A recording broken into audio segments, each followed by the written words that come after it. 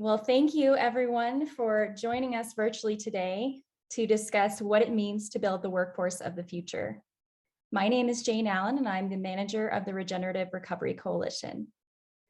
We have had yet another incredibly challenging year, and life continues to look different under this new normal.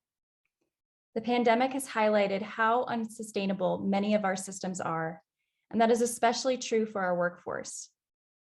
From stagnant wages to the high cost of childcare to the insurmountable student debt burden, it is clear that we need a new normal for our workforce.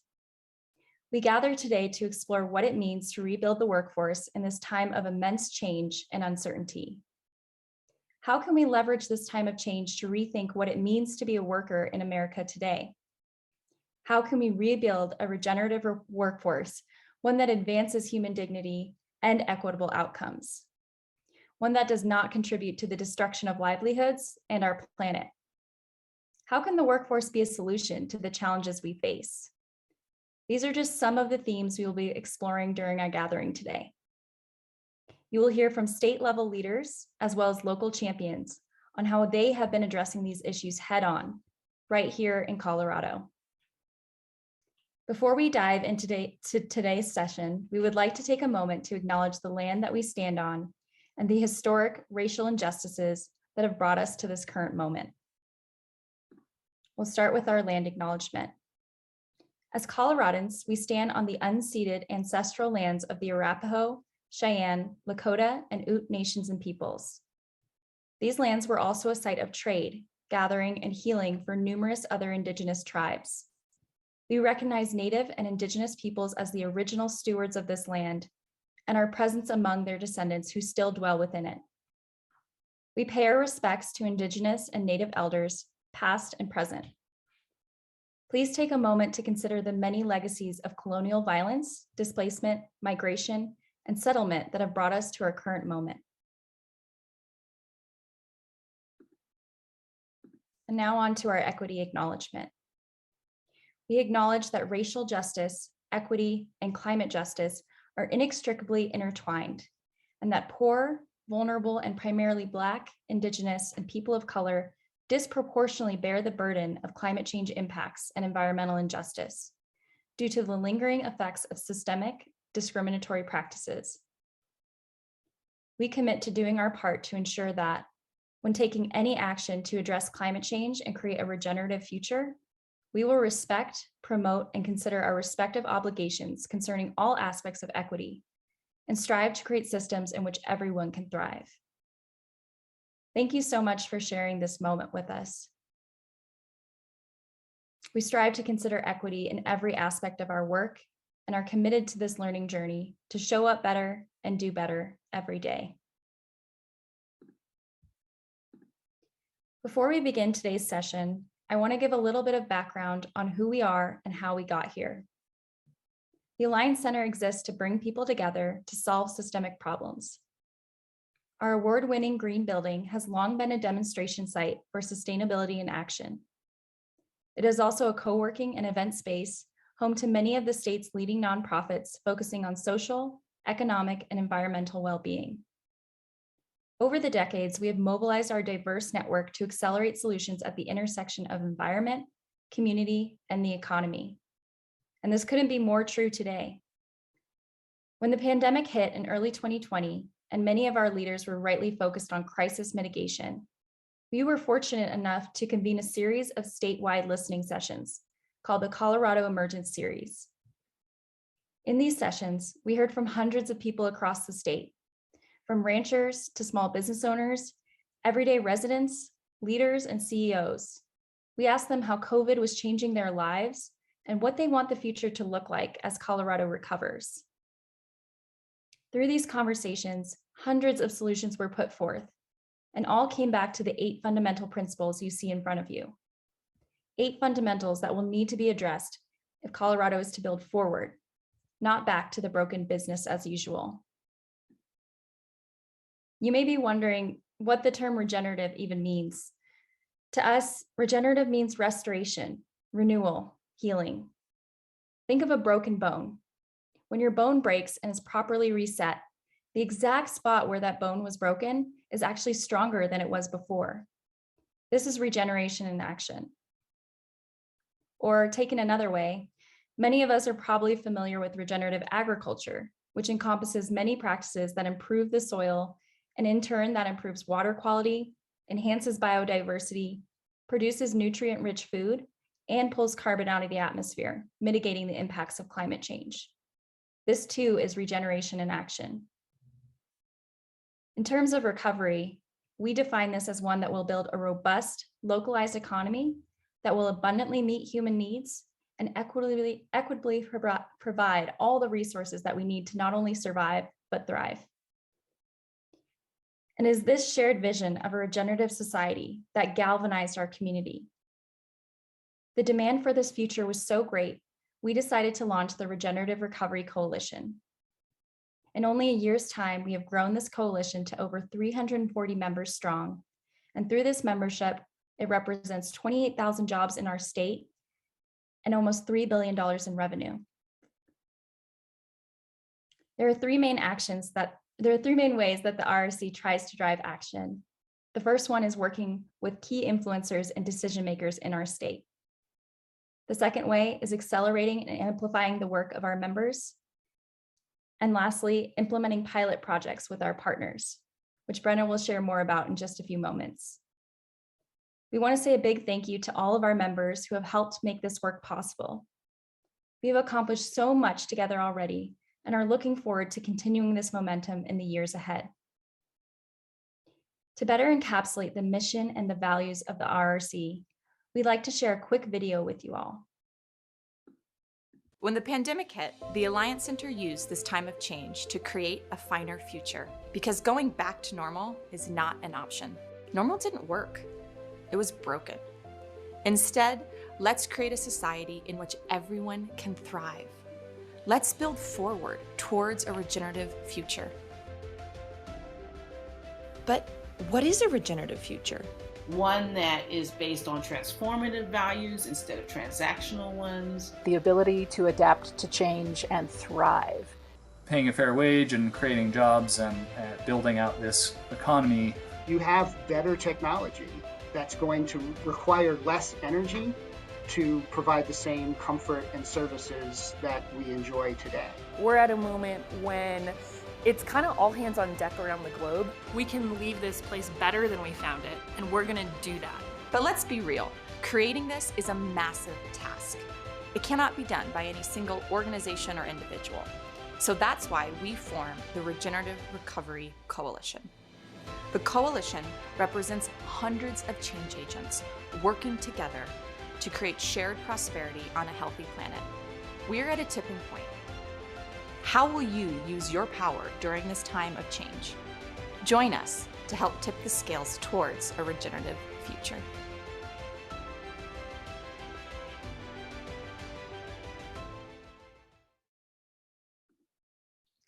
Alrighty, well, our time today will go by very quickly, so I want to give a quick preview of what's coming next. You'll hear from Alliance Center's Executive Director, Brenna Simmons-St. Onge, on coalition updates and a deep dive into the statewide workforce development project. Then we will have two panels, one with state leaders, Natrice Bryant and Lee Wheeler-Berliner, who will cover trends and investments made into our workforce. The second panel will focus on coalition members who are taking action to develop the workforce and address issues at the local level. We will close today with concluding remarks and a summary of calls to action from yours truly. Before I hand it over to Brenna, I'd like to give a huge shout out to our generous sponsors who have supported this event and this ever-growing body of work. Moy White, Namaste Solar, and Plant Moran. We are so grateful for your contributions and commitments to building a brighter future. With that, I will hand it over to Brenna to share more about recent coalition updates and to lead our panelist sessions. Thank you, Jane. Wonderful to be here with all of you today. I don't know about you, but the wind has certainly wreaked havoc on my house and all my outdoor holiday decorations. I've got a mess out there to clean up later. Also, for any of you who've seen my out of office, we are recovering from COVID, feeling much better. So thank you for all the well wishes. Hopefully we're on the other side of it here. As we go into some updates of the coalition, I want to really thank Jane, who you just heard from. She joined us full-time in August and has been absolutely crucial in allowing the coalition to go deeper and bigger and drive the change that you're about to hear. So thank you, Jane. It's wonderful to have you on the team. And of course, all of the work is not possible without you, our coalition members. So thank each and every one of you for your engagement, because we can only create a regenerative future through collective action and collaboration. And that means each and every one of us. So thank you so much. As Jane mentioned, there are the fundamentals of the regenerative recovery. There are 8 building blocks that we see as ways that we can work together to advance a regenerative future. And the working groups of the coalition are actually designed around these 8 fundamentals, and they provide opportunities for us and our members to move thought to action, to actually start to implement ideas from the guidebook from regenerative recovery, our ARPA recommendations, our stimulus fund allocations, and really start to move them forward in local projects. So we wanted to give you an update today on what the working groups have been up to before we go into our 2 panels this afternoon. And you can go ahead and advance the slide, please. Wonderful. So our first working group there is our energy and climate group, and this is led by Bob Dole. And this group is really looking at what a just transition or what a planned workforce development investment could be in our oil and gas communities. The state of Colorado has an office of the just transition, which is really focused on coal. And for a little bit of a perspective, in 2020, coal jobs, direct coal jobs, so not multipliers, but direct coal jobs, were estimated to be at about 1,118. And oil and gas jobs during the same time period, the year of 2020, were estimated to have direct employment of 21,000 jobs.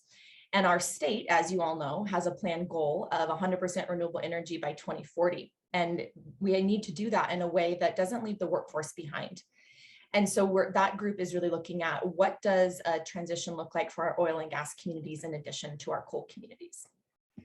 The next group is policy, and this group really has taken a slightly different form, as we found it was more effective to have smaller task-oriented meetings around specific projects rather than large, 20 people, some brainstorming sessions. So we've been able to move forward there in some smaller groups, and we're building off of the success that we had this year with our ARPA and stimulus fund recommendations. So between the guidebook that we produced last fall and the stimulus recommendations that we worked on this spring, over 20 of our recommendations as a coalition were moved into state law, and that impacted or allocated $456 million of the first round of ARPA spending. Of course, that's not possible without deep collaboration with the administration, with our legislators, and with all of the amazing advocacy groups out there, from Conservation Colorado to Environmental Entrepreneurs, Good Business Colorado, SWEEP WRA, the Sierra Club, Bell Policy Center, and so many more groups that really help to drive that work forward. So thank each and every one of you. And of course, there's many more I wasn't able to mention.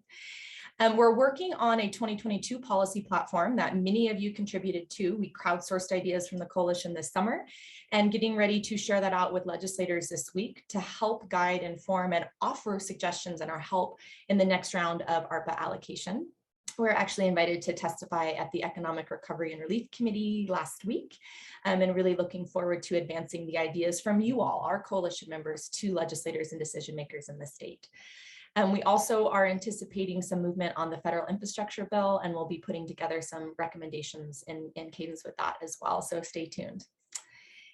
We also have coming up within the policy group some advocacy trainings and sessions in early January that are put on by 2 of our members, E2 and Good Business Colorado, just to brush up our skills on how to effectively engage with elected officials. So whether it's your first time or 100th time, there'll be content great there for you to improve your skills as you engage with elected officials going into the session starting in January. And we ourselves will not be hosting lobby days as a coalition. That said, we do want to elevate the work of our members. So if you're hosting a lobby day or groups you're involved with are, please let us know so we can help put a megaphone to that and elevate the amazing work going on in the communities to help rally around these wonderful policy suggestions that came from the coalition this summer. The next group is Food Systems and Agriculture. This group is led by Marion Murphy and Chris Holstrom. And Chris Holstrom is a county commissioner as well, I should say. And this group's been very, very busy. They hosted a farm tour in September to the Gunnison Valley to bring some of our more urban coalition members down to the regenerative farms in the Gunnison Valley and participated in the hoedown. And it was just this beautiful experience that we're looking to replicate and scale in the years ahead. And the group's also looking at kind of a master plan for what a full state transition could be and could look like into regenerative agriculture. And then lastly, to highlight from this group, we are actually in an official partnership now with Zero Foodprint and the Colorado Department of Agriculture for a statewide soil health challenge. And we've come together in collaboration to commit to raising about $5 million a year by 2025 to help support landowners in Colorado to implement regenerative agricultural practices. And this is really important for climate change as it draws carbon out of the atmosphere, improves soil health, improves water retention. So we're really excited about that. The next group to update is the equity group, and similar to policy, this one has moved into smaller, more task-oriented group sessions, really focusing on the creation and polishing of an equity lens, which sits right now with Dr. Dunita Mosby-Tyler, who is our equity consultant. And this will help frame our work in equity and continually to center the work of the coalition in equity. So more on that coming soon. And we're also working with Dr. Dunita Mosby-Tyler and her amazing team there at the Equity Project to develop equity workshops for the coalition next year. These will be only for coalition members, but they will be designed for an equity journey, really with equity experts. So it's not going to be me and our team here putting them or delivering the content. It will be in partnership with Dr. Dunita Mosby-Tyler. So we hope you all can join us for that coming up. The next group for a quick update is Circular Economy and Waste, and that working group is led by Catherine Greener and Julie Klein. And the group is really galvanizing around extended producer responsibility and supporting Recycle Colorado and EcoCycle Colorado's recent bill that will be hopefully moving next session. So certainly stay tuned for that one. The next group is business, regenerative business, and this one's led by Tom Quinn. And this group is putting together a framework for what it means to be a regenerative business. There's not a common definition for this, yet many companies, both big and small, are making regenerative claims. And so we hope to clarify, demystify that space a little bit, really define what it means to be regenerative and how companies get there. In the years ahead, we're hoping to put together a regenerative business impact assessment that can help companies really on any stage in their impact journey to go beyond doing less bad, beyond sustainability, and into truly regenerative business practices. So those are the working groups, the working group updates. If any of that interests you or resonates with you and you're not already engaged, please reach out to Jane and we can get you plugged into the right working group.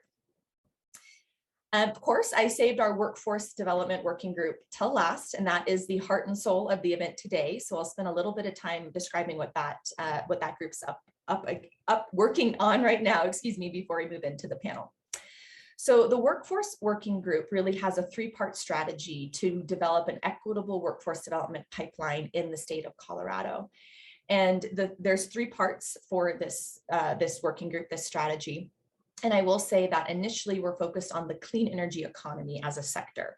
And we define that as energy efficiency, weatherization, renewable energy generation and storage, electrification of our infrastructure and our transportation. So it's broad, but pretty clearly defined when the clean energy economy. So we're focusing with that sector first with a three-part strategy. The first part is to launch a communication campaign to really destigmatize the skilled trades. If you consider the massive infrastructure transition that's needed in the years ahead, we need the skilled trades to help accelerate that transformation. Yet there's a stigma around skilled trades not necessarily being high quality careers. And they really can be very, very high paid careers and meaningful careers, dignified careers. So we're putting together a communication campaign to destigmatize the skilled trades. The second part of that project is the backbone pipeline that we're developing for building the workforce of the future into the clean energy economy. So if you kind of imagine a double-ended funnel, on one end of the funnel here, we're working with community organizations and institutions that have direct ties with job seekers and three target job seeker audiences, and directing them into credentialing agencies in the clean energy economy through a network of community colleges and credentialing agencies like Solar Energy International and Grid Alternatives. And then on the other side of the pipeline over here, we're working with industry partners to really bring employers to the table and connect the job seekers directly to employers in the clean energy economy. So it's really a tip to tail workforce development approach. And for me, what I think is one of the really cool parts about this project is in the middle of this pipeline I've been describing, we provide wraparound services. So childcare, transportation, tools needed for the job, equity training, career readiness training, how do you interview, how do you network? So really providing a robust experience for these job seekers. I will say we have been very successful at fundraising for this initiative. We've been fundraising for it for about 2.5, almost 3 months now, and I've been able to raise about $480,000 for this project. And the part that I think makes me and my team at the Alliance so excited, and you might think I'm crazy for this, but is that most of this money, 75% of that money, goes directly out to the coalition members who are advancing the work. So it's not money that we keep, it's money we're helping fundraise for to advance the work of our members within this project. And it's a model that we're hoping to replicate within other working groups now that we kind of have this one really, really stable and growing. We're also going after a big EDA grant in January, hoping to bring millions more to the state of Colorado and to this project. So wish us luck on that. So that's a bit about what we've been up to. I know those are some kind of fast updates, but we wanted to give you folks kind of a holistic picture about the coalition and the work that all the working groups have been up to, because it's really an honor to get to see all of this and to help coordinate and collaborate with everybody. So next we want to move into the panel. Actually, we have 2 panels for you this afternoon. And I think to kind of help frame the conversation, I just want to acknowledge that our economy, no matter what the model that we're advancing, is really built on and dependent on the workforce. And so the workforce has direct ties to the economic model that shapes our society. So up next, we're going to be hearing from 2 state-level leaders to share with us more about Colorado's workforce, the impacts of the pandemic, and how we all can work together to build Colorado forward through the lens of workforce development. So with that, I will welcome up our 2 first panelists. First up, we have Natrice Bryant. Natrice is the Governor's Office of Information Technology, is in the Governor's Office Information and Technology. She's the Deputy Chief Customer Officer and recently appointed as a state and local stimulus coordinator for the Office of Economic Development and International Trade. Those are quite some titles, Natrice. She wears multiple hats and manages strategic planning and integration of technology strategies for the state. She also is coordinating all of the ARPA. So you might hear us throwing around that acronym. It's the American Rescue Plan Act. So she's coordinating compliance for ARPA for the transformational stimulus projects that the state is working on. And she's coordinating with local governments to do that, as well as state agencies. She's worked in the state of Colorado since 2013 and has a wide variety of understanding of how the workforce impacts the state. Natrice also serves as the state's past tense, as the state's 2020 Census Complete Count Committee Chair, a lot of C's there, and she observed the impact of the importance of obtaining accurate counts for Colorado and the implications that have. I also want to put in a quick plug. Natrice has recently joined our board at the Alliance Center, and we're so honored to have you as part of the team, Natrice. Welcome. Our next panelist is Lee Wheeler-Berliner. Lee is the Managing Director of Colorado Workforce Development Council, where he leads the execution of strategies to develop and sustain an industry-led talent development system here in Colorado. Lee's been with the Colorado Workforce Development Council since 2014 and brings extensive project management and leadership experience into his roles. We thank you both so much for joining us here today and for your leadership during these very difficult times. Speaking of that, let's move into our first question. And for these first 2, Lee and Natrice, I'd love to hear from both of you. If you can help share with us a little bit about how the pandemic has impacted Colorado's workforce, and how does that impact your role and what you're seeing at the state level, please. Natrice, why don't you go first? Thanks, Brenna. I'm going to share a couple of slides to talk a little bit about what we've seen in the workforce. And so I'll start here where it has building the workforce. When we look at the changes that we've seen pre-pandemic, I'm just going to bring up some slides that talk a little bit about where we were. So this would be pre-pandemic, previous recession, pre-recession, and you see that we had a huge amount of job increase in our Front Range areas. So you see Larimer-Weld, Adams, Arapahoe, Douglas had significant increases of 20% or more in employment change but we saw a huge growth in our workforce component. You'll also see down there in Chaffee County, we also had some tremendous growth there as well. And so there's a different dynamic in how we're looking at pre-recession versus what we are currently in, which some would call just flat out recession. There's no post yet.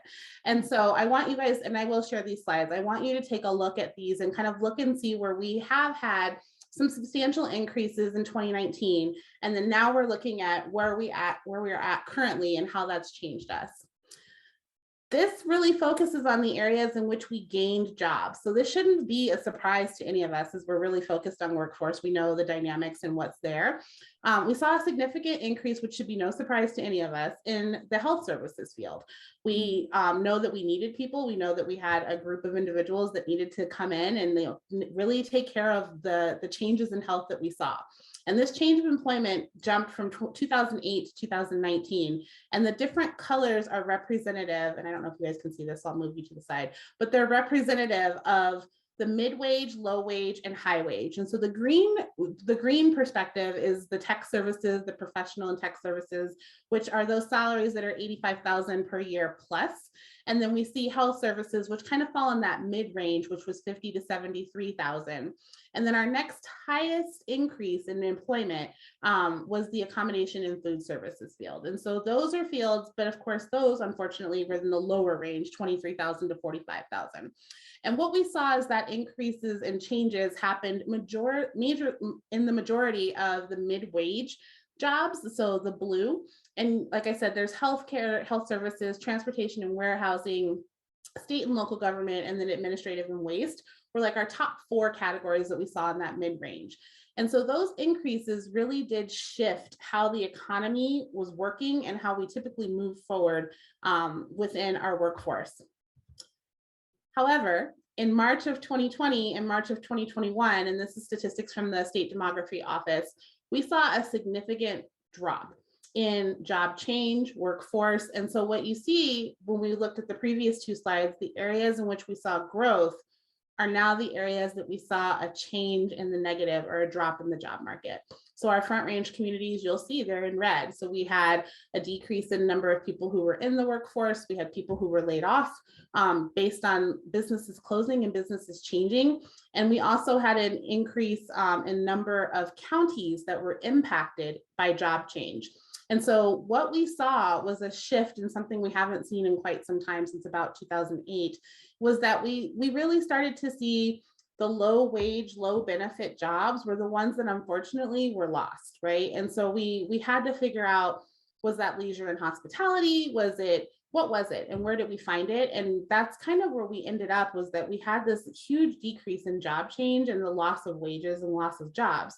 And so as we're moving forward, we're really looking at changing, like, where do we need to start back? I know one of the things that we have to pay attention to is that we can't just go back to status quo as we're looking at building back the workforce. And Brenna, to your point, we have to make it so that our blue collar jobs are also jobs that people find attractive. We've seen that they're the ones who got us through the pandemic. And so we can't just say that you must go get a 4-year degree, and because college, 1, is not for everybody, and 2, there's a stigma that comes out of it. When you graduate with debt. I've graduated a couple of times and I have debt that comes with that. And so that's what we've really seen as far as percentages and changes within the workforce over the last few years. And I'm sure Lee has some perspective on what he's seen as well. Thanks so much, Natrice. So I'm going to build right off of there. Those slides ended at March of 2021. We're now in December, and what does our state look like? What does recovery look like? What we've seen is that the state is recovering. We're making good progress. That recovery has been uneven in terms of how it's played out. So this slide is showing you what the industry sectors are that have had the fastest payroll job recovery rates. And so a lot of these actually line up with those industry clusters that had growth from 2009 to 2019. And then you can see the wage differentiation as well. So our transportation, warehousing, above 100%, management of companies, professional, scientific, and technical, wholesale trade, above 100%. Those are also in that medium or higher wage category. It is those occupations that have been at the lower end of the wage scale that continue to lag in terms of recovery as to where we stand right now. Retail, trade, other services, accommodations, and food services. We know that those are occupations that have for far too long been primarily filled by individuals without education beyond high school, by women of color, and folks who are now leaving the labor force in a lot of different ways. And so one of the results we're working through is that our labor force participation rates have shifted a little bit.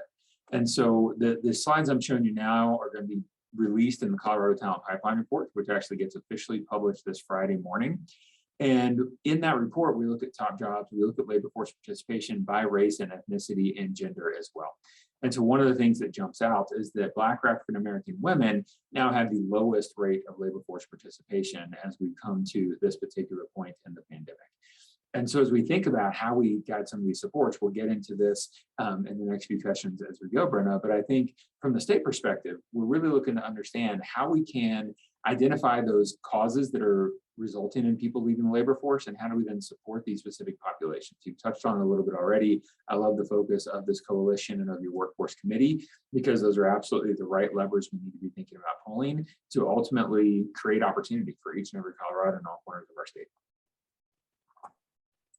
Thank you so much for sharing that, Lee and Natrice. It's wonderful to just be informed with the data as we move forward for the strategy.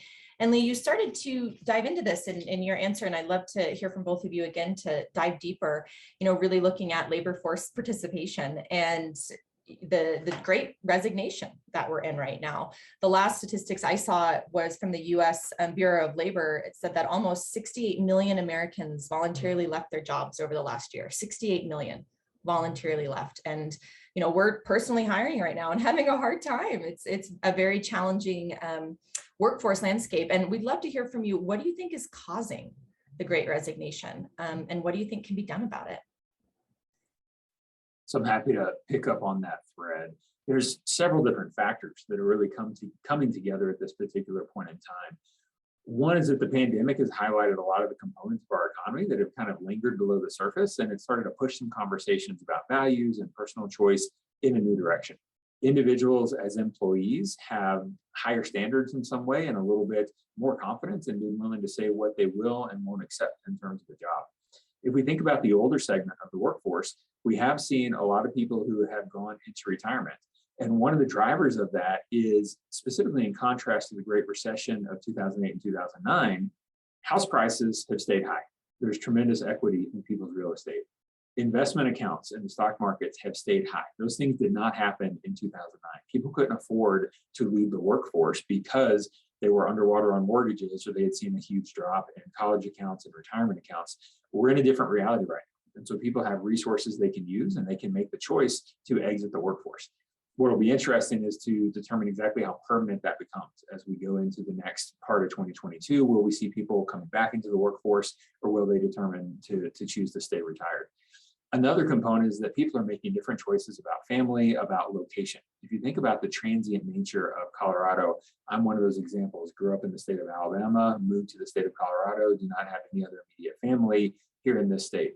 We're seeing a lot of people make that choice now, given what they experienced in not being able to travel, to be with loved ones, to care for individuals who are sick, people who have needs for both children and for older adults and for aging parents, are making a lot of choices to move back to the communities in which they have that other extended family. We have the beauty of remote work now. So some folks are able to leave the state of Colorado and keep their job. Other folks are recognizing that they're just ready to make that clean break, and they're transitioning both jobs and location as well. The last thing I want to touch on, and I want to put up one more slide on this topic, is that you mentioned wages. People are looking to earn a good wage. What we also know is that wage is not the only part of the conversation. We have to talk about job quality and what that means for an individual overall. And so Colorado has recently published a job quality framework that looks at 3 different components for how communities, companies, and leaders, individuals, can really think about how we advance the conversation around job quality. Similar to the concept that recovery, or regenerative recovery, has 8 different components. Job quality, that green bar in the middle, about creating individual good jobs, it's not just wages, but also about personal safety, about agency and inclusiveness and decision-making, about access to benefits, confidence in scheduling. And so we're trying to push out training for companies right now to think holistically about what you're offering to an individual to ensure that you can maintain an engaged workforce, which ultimately can help attract more individuals to your company. Thank you so much, Lee. I'd love to dive into that job quality framework more. Really, really impressive. Natrice, I'd love to hear from you on the Great Resignation. What do you think is causing it, and what can be done about it? Yeah, thank you, Brenna. There's actually, in addition to what Lee had stated, there's a couple additional components I want to add to it. We also saw a decrease in several different types of individuals that came to our state and to our workforce. So Lee talked about how he came from Alabama. I was born and raised in Colorado. We also have a significant number of foreign-born workforce and international migrants that come to work in Colorado who did not get here. Our legal visas, all of them, J1, H1B1 visas, all the processing times for those decreased. There was about 18 months of backlog, and we didn't get a lot of individuals who come into our home healthcare services, our home healthcare aides, nursing, healthcare services, and also our food industry as well. And so that's another thing that I think it's important to highlight is it's not just the money, as Lee said, but there's also just the fact that the access, which we always talk about when we're looking at equity, the access to those jobs was just not there. We didn't have the ability for our workforce to really grow and blossom the way that it should. And that's a lot of, that a lot comes from some of the policies and procedures that we put in place that didn't allow for certain populations to come to our workforce. In addition to age constraints, we do have a lot of people who are retiring, but then we also have this concept of the bounce back, and that bounce back concept didn't occur during COVID. If we have people who are coming in, and I'll just continue to use health services, we have an older population that tends to work in our nursing and care facilities on a regular basis, usually 50 and older. And so what we saw is that reskilling or retooling wasn't happening. People were working remote, they were afraid to interact with one another, and the stress level, I think we have to acknowledge as well, in some of those fields was astronomical. And so we saw a lot of people leaving those fields, and that largest, fastest growing population of people coming back into the workforce did not happen. I think that in addition, it's important for us to highlight some of the things, and I know as a parent that I experienced, is that daycare, our capacity for daycare and our capacity for our parents to be at work, whether they're older or younger parents, was not there. It's hard to find childcare, and then school always gets out before we're all off work. It doesn't get off at 5 o'clock, it gets out at like 2:30, and we're all in meetings. If you don't have the ability to work from home, take a call and take a meeting on the phone while you're picking up your child, because the capacity is just not there, we weren't able to provide the capacity that's necessary. I know that in some places, daycare and childcare, you used to be able to have 50 to 60 kids in an aftercare program in an elementary school. And because the workforce declined, that turned into 20 kids. We had to social distance appropriately. And so some parents actually did have to leave the workforce because they no longer could afford childcare, nor could they find it. And so that's another piece that I think is important for us to recognize, is that it's not just the wages and the fun stuff. It's also the fact that life happened and we weren't able to rebound the way that we typically were because there simply wasn't access to the providers that we used to have. Thank you, Natrice and Lee, for that. I think both of you are touching on some really important topics as we look at access to workforce and barriers to entry and how that impacts different subsets of our population. I can certainly relate to that as a mother myself. So thank you for those insights. I do want to put a call out to the participants on the call here. If you have any questions for Lee and Natrice, go ahead and pop them in the chat and we'll make sure that we pull those in here before we move to the second panel in about 15 minutes. So Lee, this next question is for you. The Colorado Workforce Development Council has made some pretty significant investments into our state and into our workforce recently, and we're hoping you can share with us a little bit more about recent legislation, specifically HB 21-1264 and the investments made by the administration, please. Absolutely, Brenna. So I'll throw a few more slides at you all. Thank you for your tolerance of that at this point in the afternoon. I think it'll help, as you'll see in a moment, as we talk about money. So the Polis administration, the legislature was fabulous in the way they worked together in 2021 to pursue the Colorado Recovery Plan and ultimately to allocate the first kind of doses of American Rescue Plan Act funds into our state. And so one of the acronyms I'll throw at you now is the RUN program: reskilling, upskilling, and next skilling. And these three phrases are really what we see as most critical to our workforce, for individuals to understand that to continue to pursue a high quality career is going to require people to reskill every few years to ensure they're relevant to the changes in technology and to the economy as well. So what we saw in this past legislative session is a host of bills that are putting money into specific agencies and departments that create more opportunities and ultimately open up more doors for individuals to get access to education and training that can be immediately applied to the workforce. This is coming through the funds for workforce development to increase worker skills, which is routing primarily through my office, appropriations through our human services departments, investments into the Colorado Opportunity Scholarship Initiative, which are helping people to complete and finish four-year degrees, and then also investments in volunteer programs. Serve Colorado and the AmeriCorps programs are specifically looking at enhancing education and getting people in the doors there, and now have greater resources to do that. What I'm closest to is the RUN program and the Workforce Innovation Program through House Bill 21-1264. We know that there's a lot of labor market stress that continues, and ultimately we have to close the skilled worker gap that exists. We have more openings right now. We have the demand for workers, and that's more openings than we have people who are getting unemployment benefits. However, there's still that skills mismatch. And so this graphic kind of highlights the way some of the dollars are flowing out right now. There were $75 million in total invested through House Bill 21-1264. $5 million of that is supporting adult basic education. It's being routed to community organizations, libraries, school districts, community colleges who are helping adults to either learn the English language or earn that high school equivalency, that basic level of education. We also have $10 million going to our career and technical education programs, and that's especially critical for the work you all are pursuing in the renewable space, because what we've heard is that a lot of jobs that are dubbed as clean energy or climate friendly jobs or conversion to electric, they are rooted in those skilled trades. We have electricians tell us that installing solar panels starts out as understanding what it means to be an electrician.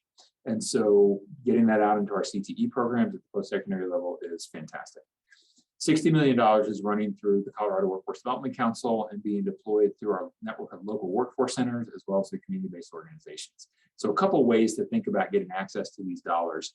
$25 million across that top is going to support individuals who are pursuing a short-term industry recognized credential. So that's training that takes less than 12 months to complete. We have $20 million that is already in the hands of our local workforce boards. They are enrolling participants. They are getting people routed and connected to these training programs.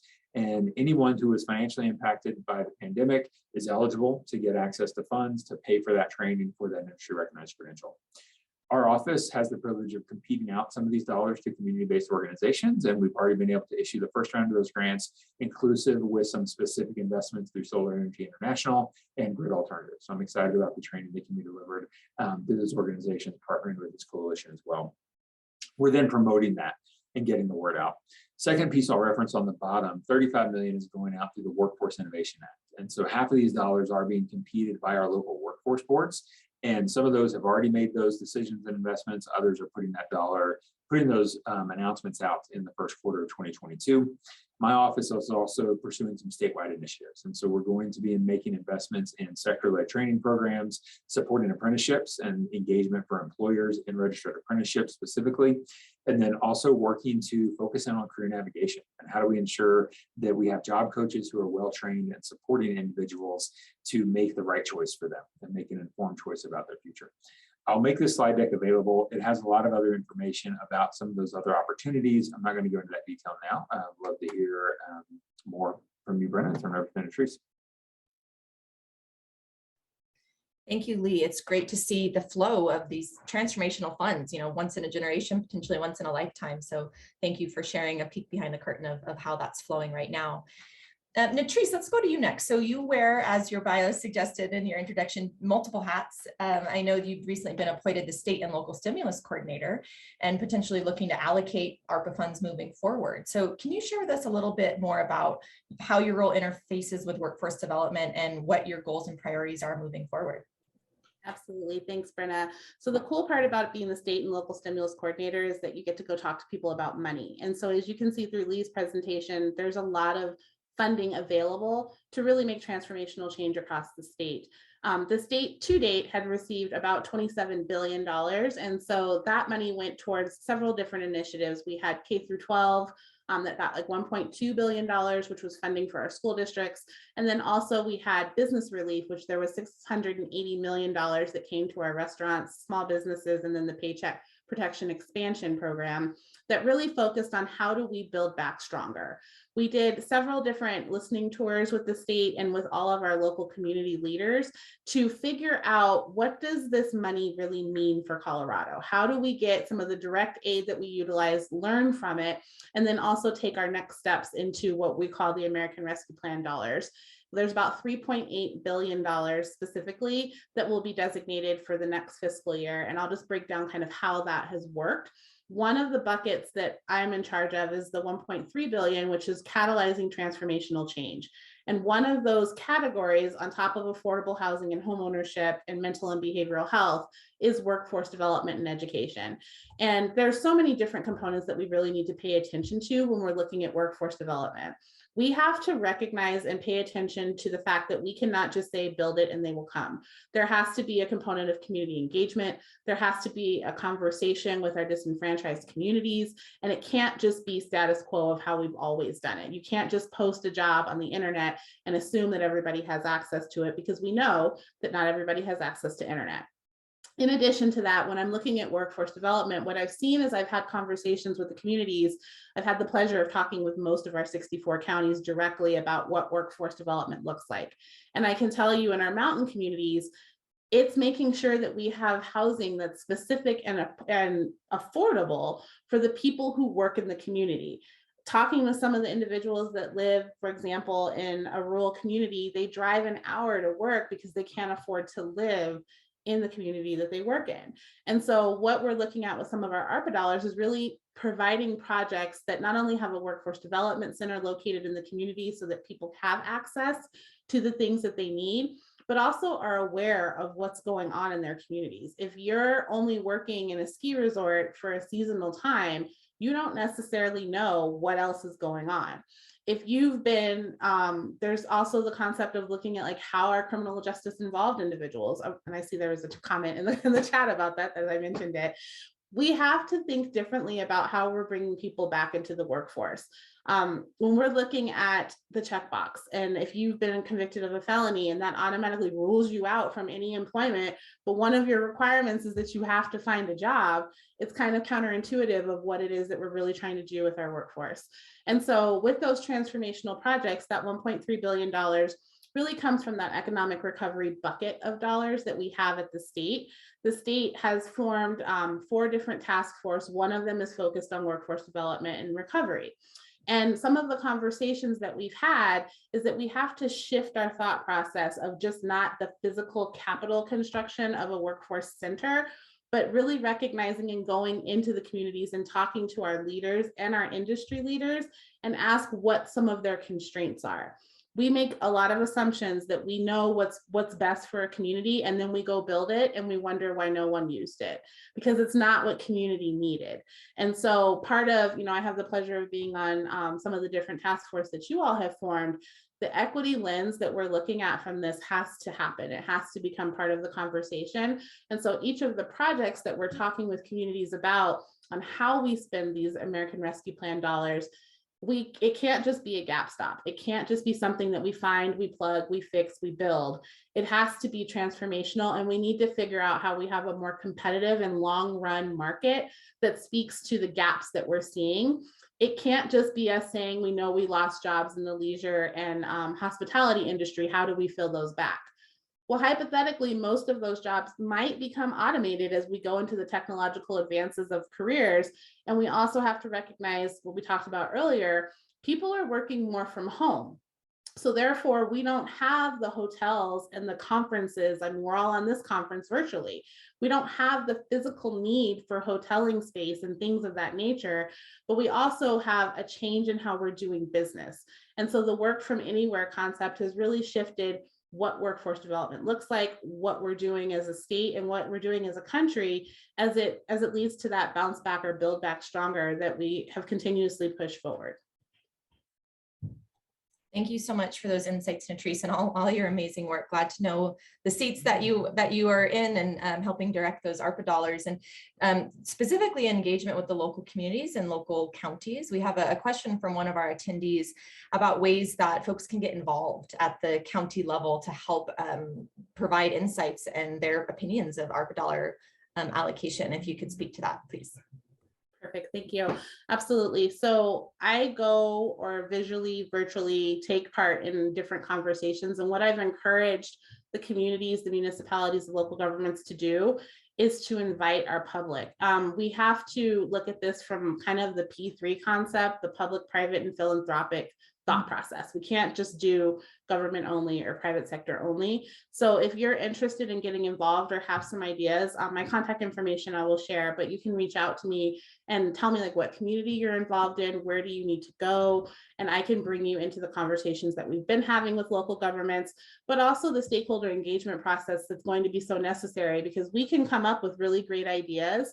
Homelessness has been a conversation that we've had, but like the workforce component, you can't just have a house and then expect for you to be able to be a functioning person in society if you have no job and to pay for that house. And so what I would encourage you to do is, one, reach out to me, and then I can figure out like what community conversations we need to bring you into.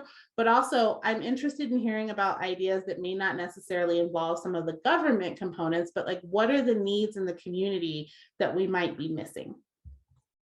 Yeah, excellent. Thank you, Natrice. We'll be sending everyone a follow-up email with the survey and the slide deck. Is it okay to share your contact information in that email, Natrice? Yes, that's fine. Okay, excellent. So yeah, please stay tuned for that.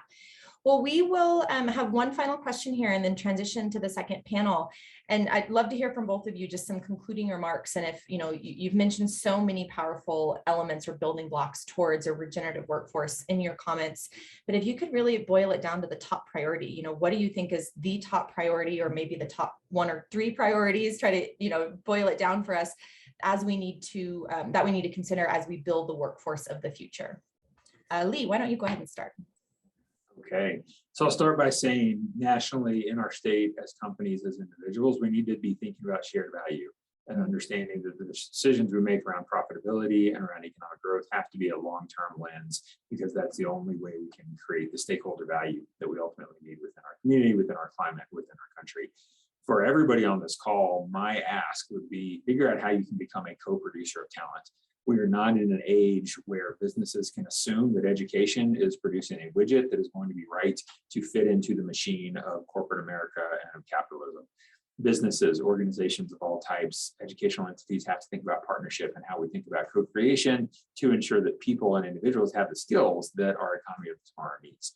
And so engaging with the talent development network here in the state of Colorado is possible. We firmly believe in partnership. You can partner with us to get access to stimulus funding, to training and resources, and then also to help find those relationships that can fuel long-term success. Thank you, Lee. I love the concept of co-producing for talent. That's beautiful. As folks want to get in touch with you and the Colorado Workforce Development Council, what's the best way to do that? I will put my website and email address in the chat box. Thank you so much, Lee. And again, participants will make sure we send that out too in the follow-up email. Natrice, concluding remarks from you. What do you think are the top priorities moving forward? And do you have a call to action for those listening here today? Thanks, Brenna. So I have a couple of things I want us to remember as we're looking at labor in the workforce. One thing I want us to consistently look at is that it will continue to be slow and remain tight. We have an extremely competitive market where we're getting applications for jobs where we have 200 to 300 applicants for one job. So we need to acknowledge that. We need to acknowledge that this is not necessarily an employer market, but this is an employee market. We've also seen some changes in how the access to education and opportunities are becoming more available to groups of people that they haven't been available to before. And the work from anywhere, work from home concept has to also be a major part in what we're looking at. I would say when we look at transformational changes, I'm looking at regional efforts. I'm not looking at the little onesie twosies. I'm looking at how do we use the dollars that we have for once in a lifetime efforts to really shift how we have operated as a state. It can't be, let's just go back and build the workforce the way it used to be and call success. We have to look at operating differently. We have to put dollars into places where we never have before. We have to look at our public safety packages and figure out how we bring individuals who are criminal justice involved back into our society successfully. We also have to look at the low wage, low benefit jobs and figure out how do we make those attractive, because there are still needs in those particular sectors that we need to focus on. But also recognizing at the same time, if you have low wage and low benefit, you're also going to be accessing other parts of our state government to get the assistance that you need to live. So I would just say, as we're looking at transformational change, let's start having the conversations with all of our partners, all of our community members, to make sure that we have an equitable and accessible workforce for everyone. Thank you so much, Natrice. That's a great punchline to end with, an equitable and accessible workforce for everyone.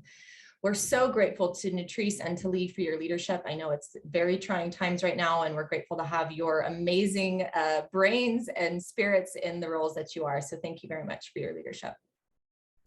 And thank you for joining us today. So with that, we're going to go ahead and transition to the next panel. So with both Natrice and Lee, we're kind of setting the stage high level. What's going on at the state? What are the trends? What are the priorities? Where are the investments coming from the state of Colorado? Next, we're going to transition to some local leaders, all of which are Regenerative Recovery Coalition members who are really doing boots on the ground, transformational change in workforce development in many different elements. So we put together, I think, a pretty diverse panel for you today, looking at the clean energy economy and the transition to renewable energy, looking at uplifting women in the workforce and reducing barriers to entry, looking at how do we create an inclusive economy that works for all Coloradans, and also looking at coal country and how do we actually look at a just transition for our state when it comes to the energy that we produce. So we put together these diversity of topics for you to kind of snack on and digest as we go through this next part of the panel there. So I'm going to introduce each of the panelists. I'm just going to introduce their name, their title, and their organization, and then we'll invite each of them to have some opening remarks to share just a bit more about who they are. So first we have Matt Harris. Matt is the Director of Business Development for Solar Energy International. Good to have you here, Matt. Next, we have Alphanet Rice-Mays, and she is a CEO and founder of IM Transitions. We also have joining us Sasha Nelson. She's the Executive Director of Workforce Education and Economic Development in Colorado Northwestern Community College. And last but certainly not least, we're joined by Luella Chavez D'Angelo. She is the CEO and Board Director of the Colorado Inclusive Economy. So that's who we're going to be spending the next hour or so with. And to start the panel, I'd love to invite each of our speakers to introduce yourself, a little bit more about what informs your perspective, and if you can, what a regenerative workforce means to you. And then we'll go ahead and go into the questions that we have. Alphanet, why don't we go ahead and start with you, please? Thank you, Brenna. So first, I want to thank the coalition for inviting me to do this panel, because it's going to take so many of us to solve these problems. And I'm glad to be a part of the conversation that the coalition is doing, because it's really much needed. Again, my name is Alphanet Rice-Mays, and it's interesting to me as I listen to so much conversation right now, the word transition comes up a lot. And it's funny because when I got the name Transitions, it was back in 2006. And in that, I was thinking that a transition it's a mindset. You have to change, when we're dealing with transition from, being married to unmarried, and then going from being a single mom to being, mom of multiple children. So there was different transitions during that time. But now that whole thing has changed. It has shifted.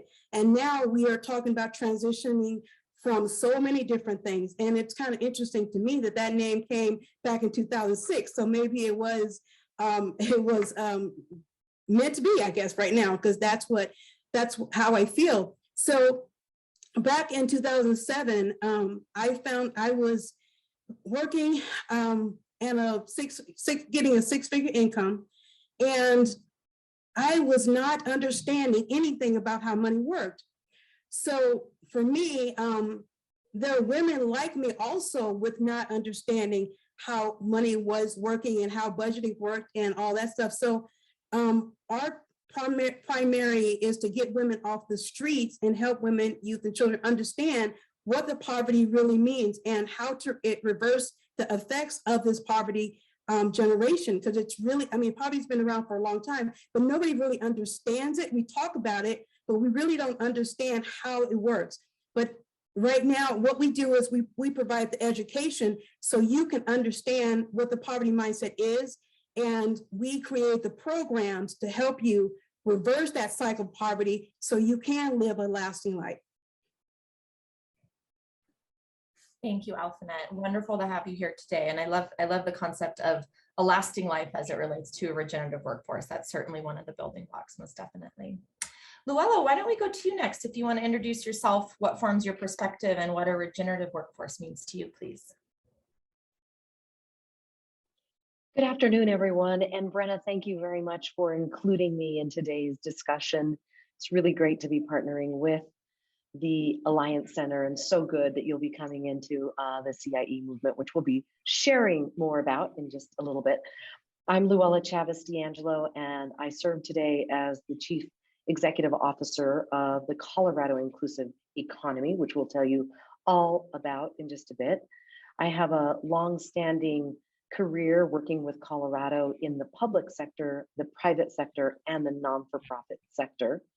I recently was at Western Union for 15 years and actually led the ESG work there, as well as a lot of our inclusive work that we initiated to keep in mind the customer that we were serving, but also the workforce that we were building.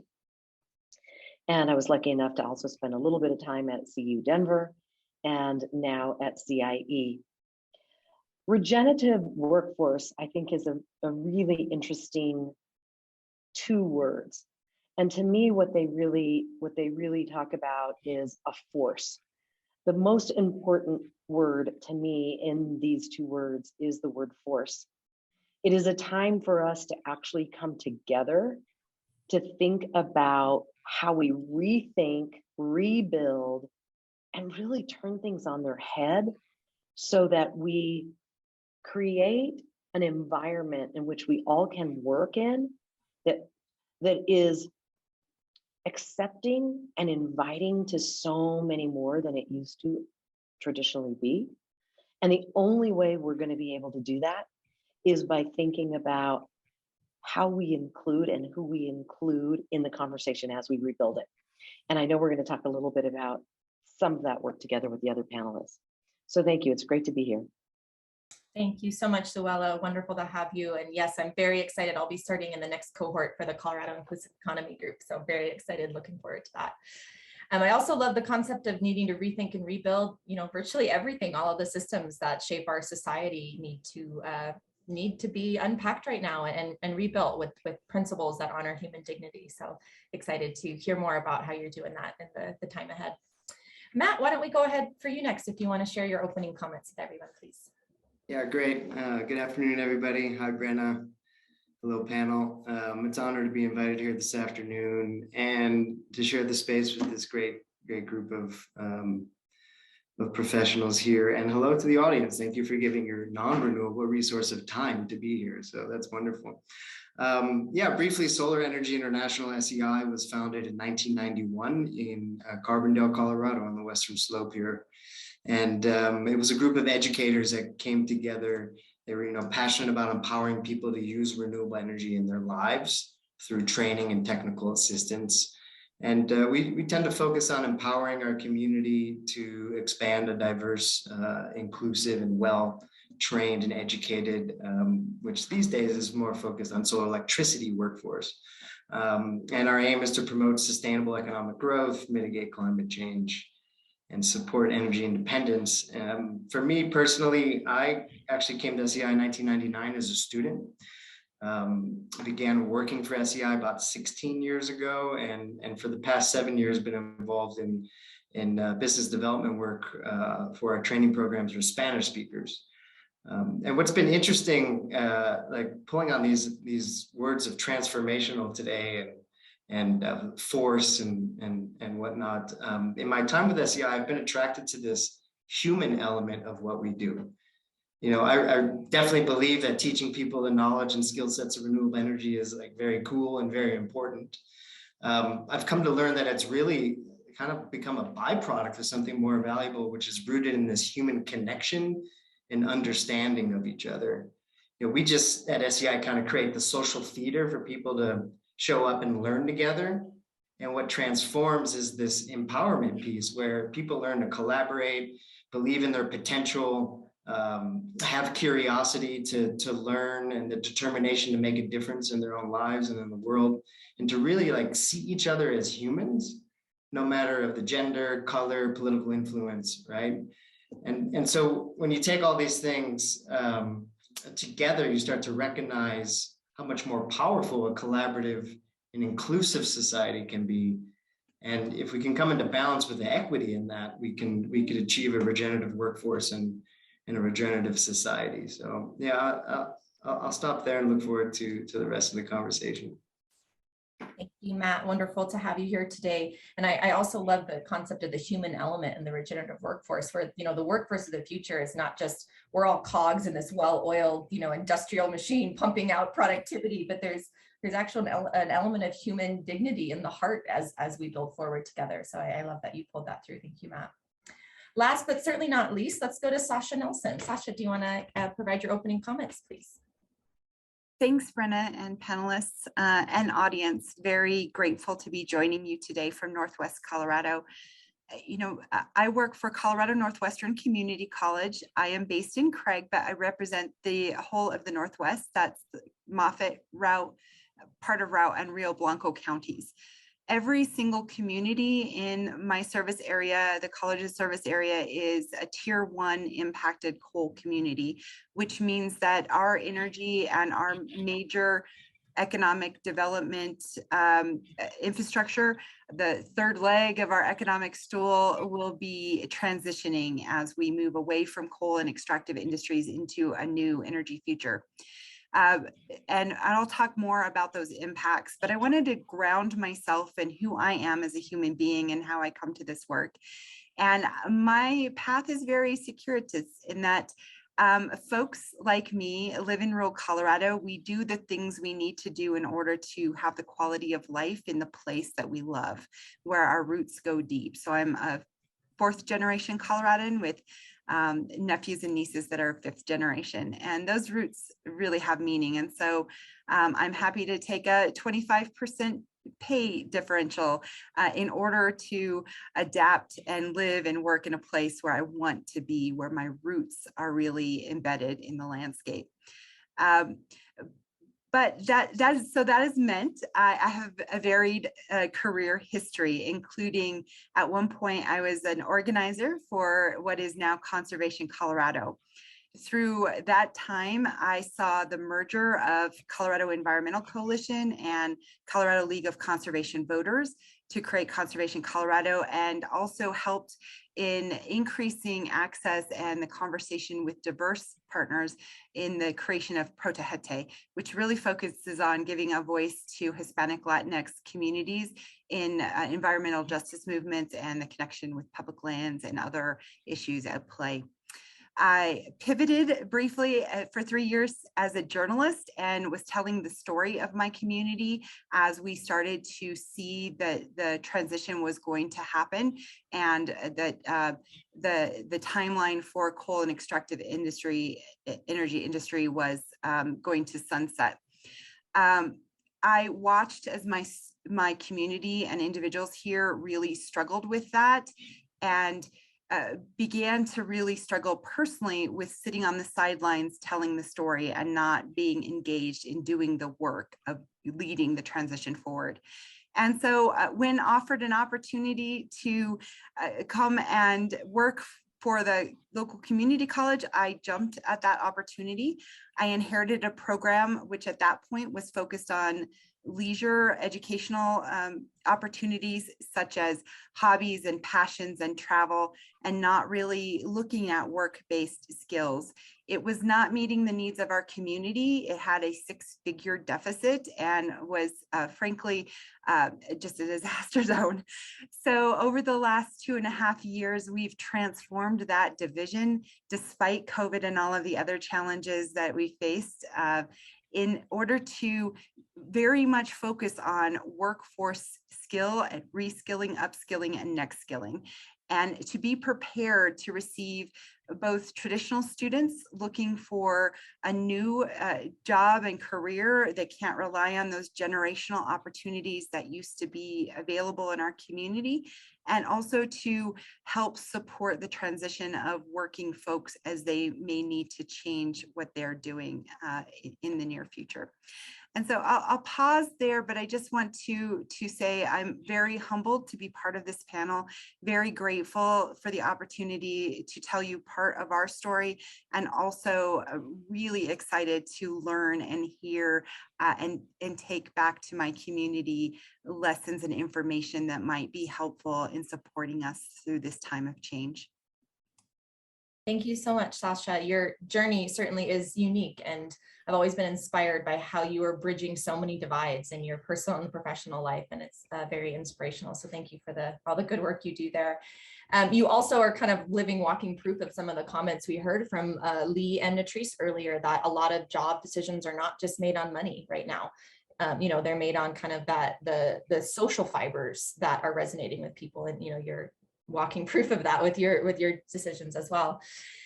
So next we're going to go into the panel questions. We'll hear from each of these amazing panelists, and I ask you, audience, to just be listening for the threads that you hear, the commonalities through the different perspectives. As you know, as we acknowledged earlier, we've got folks from clean energy, we've got folks from coal country, we've got folks working on inclusive economy, and also breaking down barriers for women in the workforce. So, you know, many different perspectives here. And a lot of commonalities. As we were preparing for the panel, something that came up for the panelists a lot was this thread of human dignity. And how do we put that first as we build the workforce moving forward? So certainly be tuned into that. Alphanet, we'd love to hear from you next. And you know, the work of I Am Transitions is really an inspiration and so needed right now. Can you share with us more about that work and how you got into it? Thanks, Rena. Right now, I have to just share a story with you just from today. I have been working with a young lady. She's a single mom of 3, and she was working with my son at UPS. And we've been trying to work with her and just do some things to try to break that cycle of poverty so she can lead a great life. And right now, she quit her job. And she quit her job because of the pressures of not having transportation, the pressures of the childcare, and just the pressures of doing it alone. So I am literally today with boots on the ground, or well, heels on the ground, because I like to say heels, with heels on the ground, just trying to help her solve that problem and get her off the ledge. And that's what we do. We try to help women try to navigate. And before, like I said, we tried to help them navigate through smaller transitions, smaller changes. And now the changes are so huge. And even for this girl, if I could actually just say to her right now, I know she's probably not listening, but there's so many women just like her that are just quitting because of the pressures. And I would like to just say to them, whoever they are out there, just know that we are trying our best to bring solutions. So for me, I worked at a Fortune 500 company. I made the 6-figure income. I was a single mom. And back in 1997, when I started, I didn't really have these kind of pressures. I mean, I did have some, but they weren't like they are right now. And working in that company and making the money that I made, I was still very unhappy, because I knew that there was something bigger, something else I needed to be doing. So I went looking for a change. So I started educating myself with books and CDs just to find out exactly how money works, how to leverage it. And honestly, I started with the book, The Rich Dad, Poor Dad.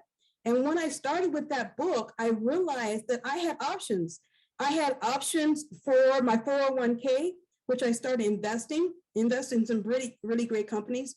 But I really found out that there were a lot of women that were just like me. And because we didn't have that community at the time, we didn't know that we didn't know, you know? So as I started telling people, when I learned about the financial and different things that I was learning, I started telling those women about that. And I was at work, and I guess that was the beginning of my coaching, not even knowing it was coaching, wasn't getting paid for it as coaching, but it was really coaching people and helping them and saying, hey, you have an option. This is not a be all end all. You can actually learn how to do something else. So that's kind of when I formed my corporation.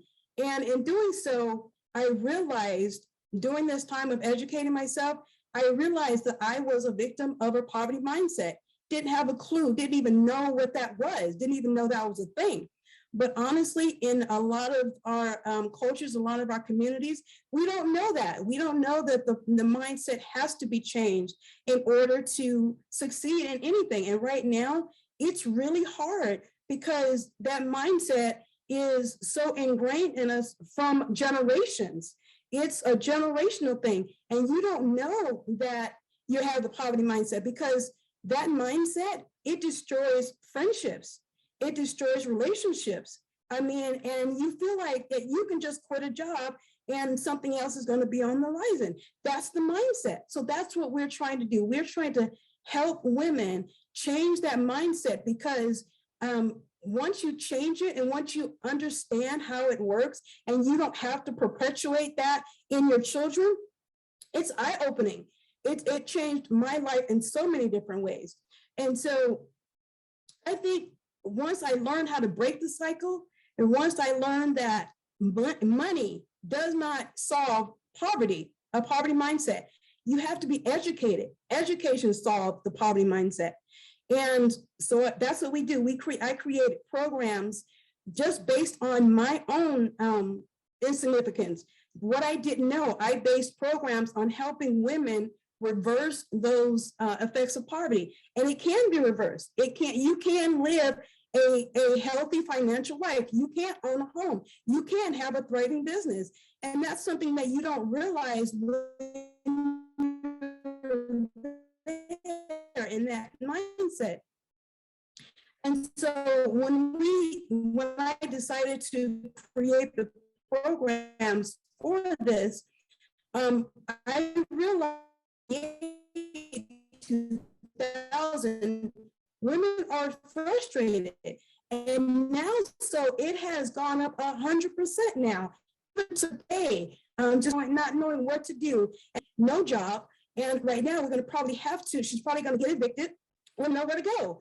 So for me right now, that's why this program was created. That's why I do what I do, because now she has, I mean, literally on the ledge trying to figure out how can I live now, because there's no answer. There's no community for her other than what we do. And we're building a community so we can learn about entrepreneurship. And I think that's the big thing right now, because right now the future is not necessarily, go to school, go to college, have debt, and then get a great job. That's all gone now. That has been thrown out of the window. And now there's so many problems. And I remember, I think I told this to Brenna, I think I remember saying to my staff that if you're going to bring me a problem, bring me the problem with a solution, because just bringing the problem is not going to solve it. And if I have everybody bringing me a problem without a solution, that's kind of where we are right now. We have a lot of problems and we don't have the solutions for them. And so right now, I believe that as putting our collective minds together and helping solve these problems, it may not make a dent right now, but in the future, or another, whatever, but it's trying to get rid of that mindset and realizing that you can, Alphanet, we're just having, you're kind of cutting in and out a little bit. So the text, turn your video off to help the Wi-Fi, but we can still hear you. I'm so sorry about that. I'm like, but right now, just when I think about the regenerative, I think about, because our workforce is changing, I believe that we have to create an environment that will restore our communities. Mm-hmm. Our communities have to be restored. And in order to restore them, women have to be able to feel safe, and they have to be able to feel like they can talk about their problems without being judged. And they can really feel like a community is listening, and not just one person or two people, but the community in a whole is listening. And when Lee and Latricia was talking about the money that's being spent, I honestly believe that if it does trickle down to our community, boots on the ground, heels on the ground, whatever, that we can solve a lot of the problems of homelessness, solve a lot of the problems of women leaving the workforce because there's no childcare, leaving the workforce because they can't afford rent and gas and childcare and food. I mean, right now you have to kind of make a decision what you have. You know, you can't not have food. You cannot not have a roof over your head. So right now, women are literally trying to decide, how can I make this little bit that I have work? And that's what we do. We create the problem so you can understand that with the mindset, it can work. It may be difficult, but we can get you to a point to where it's not all gloom and doom. Thank you, Alphanet. Your work is very inspirational, and so many elements you touched on are really foundational building blocks for a regenerative future, regenerative workforce, and certainly, you know, looking to break the poverty mindset and moving from lack and scarcity and into abundance is certainly, it's a whole new way of framing how we interact with each other, our economy, and our environment. And really happy to hear the work that you're up to. You know, women are such a critical part of our social fibers. They contribute to society in so many different ways, from child rearing to caring for elders to, you know, leading the change we want to hear in the world, be in the world, nursing, teaching, so many important roles. And your work, Alphanet, with I Am Transitions is really inspirational to help remove barriers so women can fully participate. So thank you so much. Thank you. Of course, a truly regenerative workforce really can only be done in an inclusive economy that works for everybody. And that's the work that Luella is up against and helping to tackle with the Colorado Inclusive Economy, which, as I said earlier, we're going to be joining the next cohort that launches next year. And the Colorado Inclusive Economy, like you've heard me say, is trying to build an economy that works for all. So Luella, we'd love to hear from you next. How are you all going about doing this, and how can people get involved? Thank you, Brenna. It gives me great pleasure to be able to share with our audience what we are doing at the Colorado Inclusive Economy. We are a non-for-profit that is 2 years young. We just will celebrate our second anniversary coming up here in March of 2022. The CIE was formulated with the brain and the heart of a woman named Helen Young Hayes, who was a successful businesswoman, however, also grew up as a daughter of Chinese immigrants in the heart of Mississippi, and experienced, you know, hardship, microaggressions, and also, in her case, good mentoring along the way in order to be able to eventually make her way to college, and a pretty darn good one. When we were sitting here in March of 2020, and we were looking at ourselves as a country, as a nation, and in this period of racial reckoning, Helen reached out to 25 of the most powerful people she could get a hold of by phone and said, I don't know about you, but I'm kind of mad. And I'm wanting to do something. I'm obviously wanting to call you all together and have a conversation about whether or not you care about these injustices we are seeing, if you care enough about these challenges that we are seeing in terms of who's leaving our workforce, who is not working right now, who is not be able to work because they can't afford daycare, as we heard earlier today. And they were also wanting to talk about what they were seeing that their employees were willing to give up, and what their employees were willing to not accept anymore, and what their employees were saying they would not do. And it didn't matter how much you were paying them, because values all of a sudden were shifted. Priorities and values were shifting. So these 25 CEOs, who you can see on our website, got together and said, what if we could be the state that actually did some concerted work at the highest levels to have frank conversations about those of us that are privileged, those of us that are in power, those of us that control the majority of the decisions happening in our places of business. And what if we got together and held each other accountable and said, I'm going to work on myself as an inclusive leader. I'm going to work on challenging the status quo and turning everything over on its head in my organization in terms of how we've traditionally populated an applicant pool, how we've traditionally went about our recruitment process, how we've traditionally welcomed, once we've made an offer, to different diverse groups into our workforce, and challenge all of those, traditional ways in which we've been doing things, because they are not working. And so they said, well, those two things are not enough. Not just working on ourselves as inclusive leaders and not just challenging the way we do things in our jobs and in our organizations, but we have to vow to work together on some collective impact projects. So if we believe in this, let's put ourselves through the test first. So these 25 founding leaders went through what we call the year one CIE experience.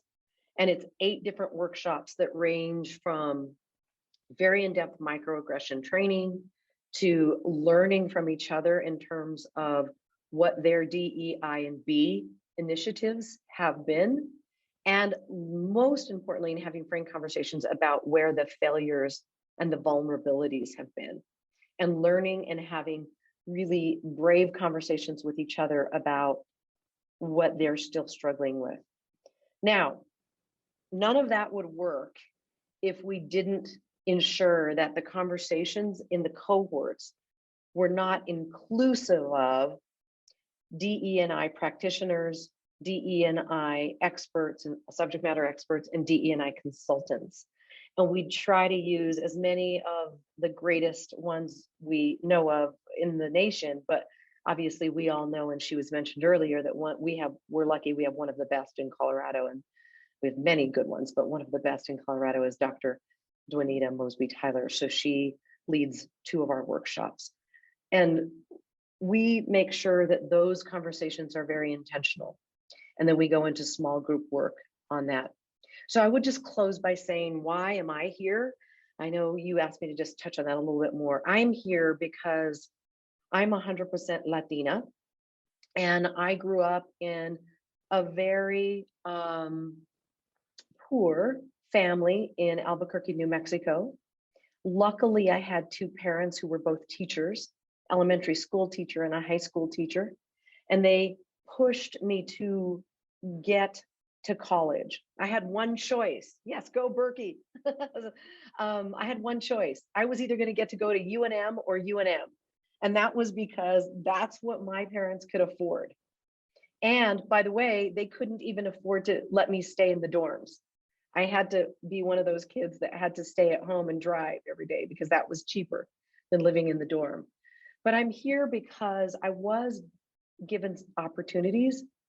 I was able to come into some mentors who were helpful, but I also experienced my own set of microaggressions, my own experiences in meeting people who wanted to hold me back because they knew I was Latina. And through it all, I was able to make my way all the way up eventually to the C-suite at Western Union. And I'm very proud about that.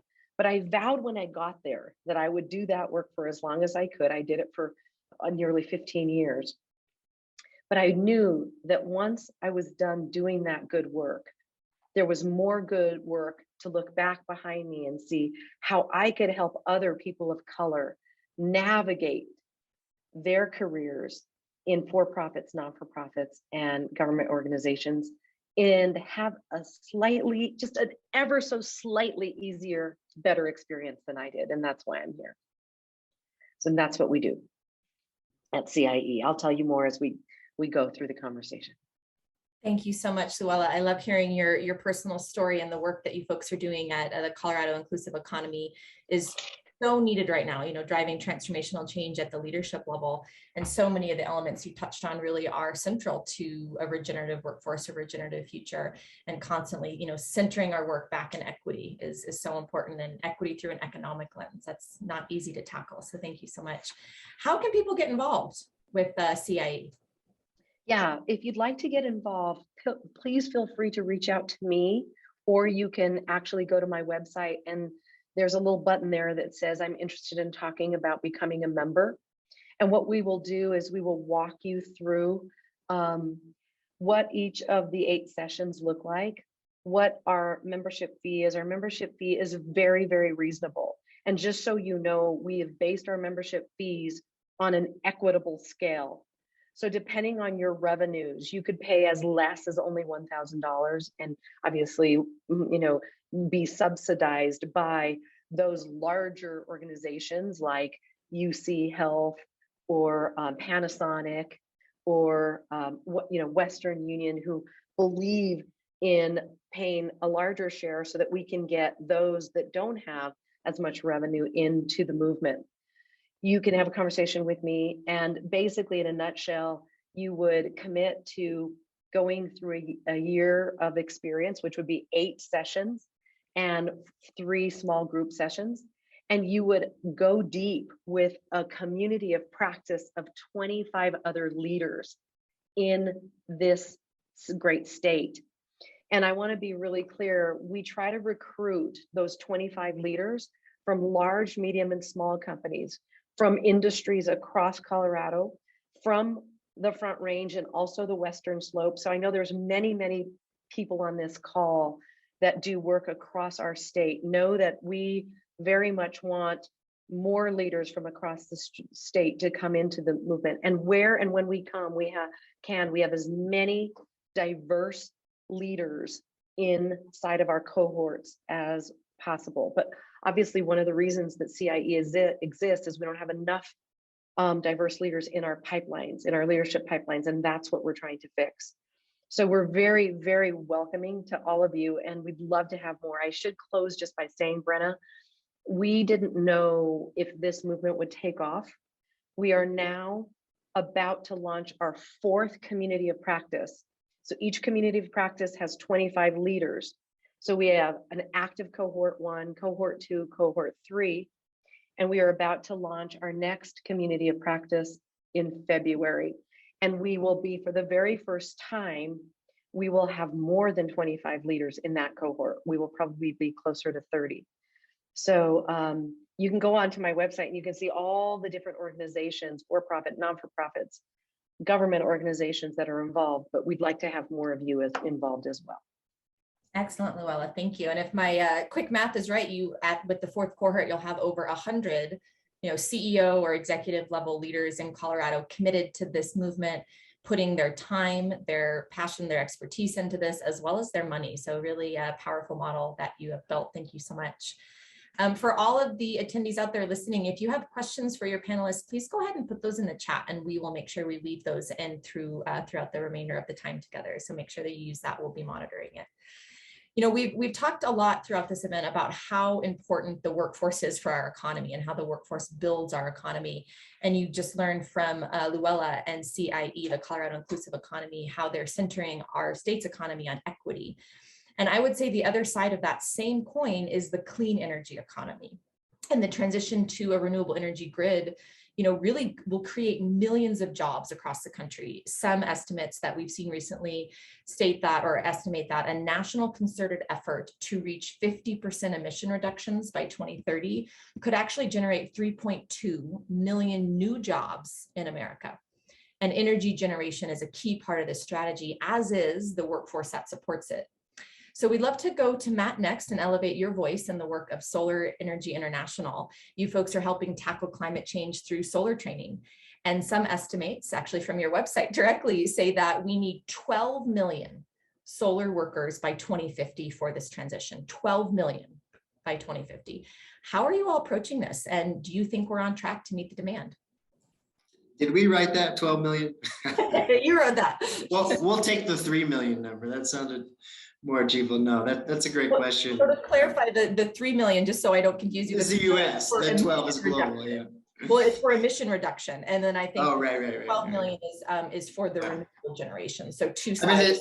it's funny thinking about numbers from our perspective, because we're just so like head down dedicated to training as many people as we can for this future, right? It's like we just need it, to change the direction of energy poverty and climate change. And it's about building that technical and business skill set in our communities and providing those pathways of learning. So it's real important. And our methodology of teaching at SEI is rooted in theoretical learning and experiential sort of hands-on practice, right? We take you from the classroom to the field and really get your hands on and learning how to design, install, operate, maintain solar photovoltaic systems from small scale, residential, commercial, and in some cases utility with some of our programs. And some of the ways that we've been chipping away at these millions of jobs are really through like sort of the platforms and partnerships in which we deliver our trainings. The online learning platform that we've developed many years ago, almost feels like before there was an internet. We actually built our online program ourselves with some guy we hired to build it because he knew that stuff. It's obviously got a strong global reach. We're able to have a lot of impact for folks that have access to internet and want to learn about renewables and solar. Also, the implementation of our localized training centers where we can prepare people on how to put these technologies into practice, put them together, touch and feel, sort of the fabric of renewable energy systems. We have training centers here in Colorado, one in Colorado, Costa Rica, and in Oman. Actually, we just had a team return from a couple of trainings over there in the Middle East.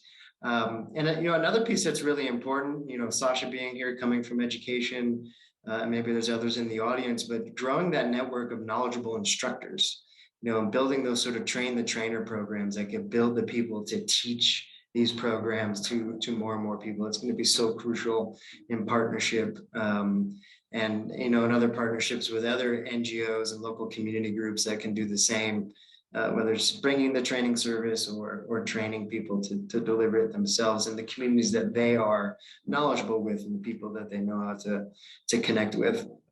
And then sort of a last thing I'll say is that we're kind of really excited about launching here real soon this thing that we're calling right now SEI Engage, similar to what we're working on in the workforce working group, Brandon, that you were mentioning earlier at the top of the meeting. But it's this sort of 360-degree connection between students, employers, and training providers, and working with the employers in all the places where we have students and will have students in the future to really understand their individual needs for hiring people and upskilling their current staff, so that together we can create training modules and platforms to help those businesses and those individuals and those businesses flourish.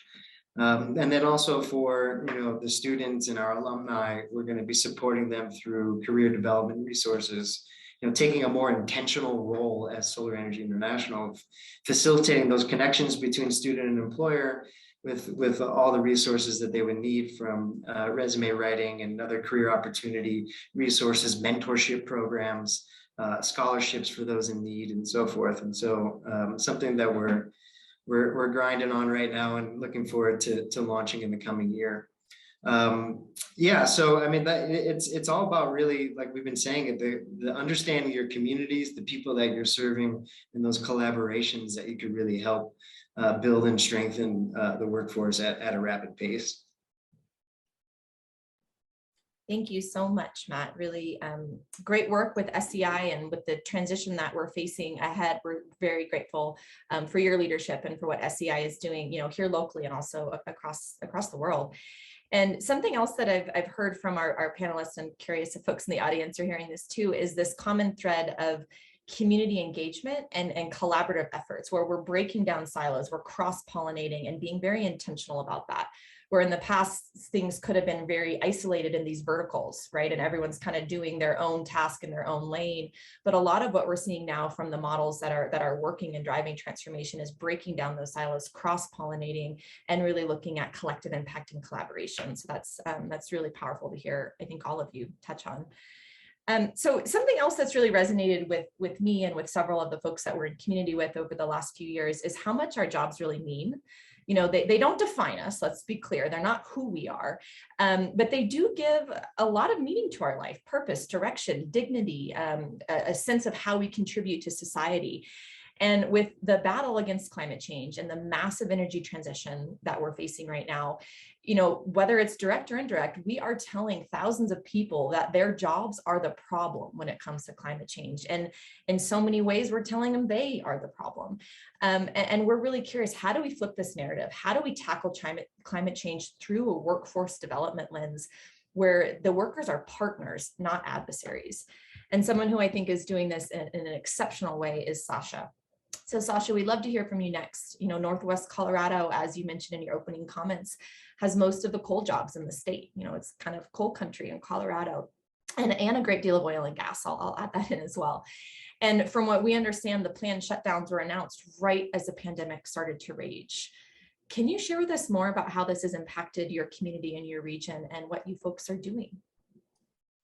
Thank you, Brenna. Absolutely. And this is where, to Matt's point earlier about humanizing it, that's my role really, is to tell you some stories that really make this recall your own families, your own networks, and to imagine how you would feel and how you would be challenged and how you would approach these challenges if this was your community, your neighbor, your family member under these struggles. So with that note, we have seen the town of Rangeley, legacy oil and natural gas developers, and their county government and city government are struggling with yet another 40% cut to their budget because of a lack of taxes, both severance taxes as well as immediate property taxes, et cetera, from that industry as it has rolled back, and they're in deep bust in terms of oil and natural gas development.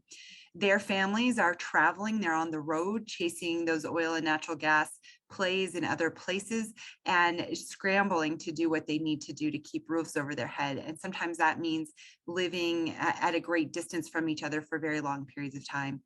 In coal country, as Brenna indicated, we had a sense that closure would happen. It is a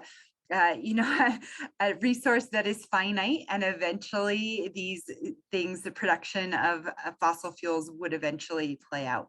But historically, I'd like to recall that in the 1970s, our community was told, rightly or wrongly, we took a great deal of pride in being told that we had the cleanest coal on the planet, and that by producing and burning our coal in Northwest Colorado, we were actually contributing to environmentally sound energy production practices.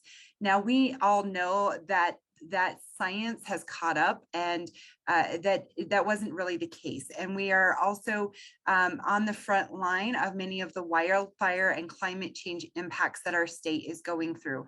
And so I can tell you that we're seeing both sides of that coin, right? But as a result of being the cleanest coal on the planet, it escalated the production of that resource in our region, and therefore drove industry and that leg of our economic stool maybe to a greater extent than we would have been allowed had our economy not had that driver in place. So in other words, we began to rely on this megalithic industry. And now that industry is transforming, and the closures have been announced. And so it got real for us in January of 2020. Now, when you hear those overall numbers, the total number of directly employed folks in the coal industry, 1,000 or so doesn't seem like that many when you maybe consider that against your own communities and where you live and work. But I'd like to bring you some other economic factors to show you how critical this impact really is for these communities. So over half of Colorado's coal workers work in our communities.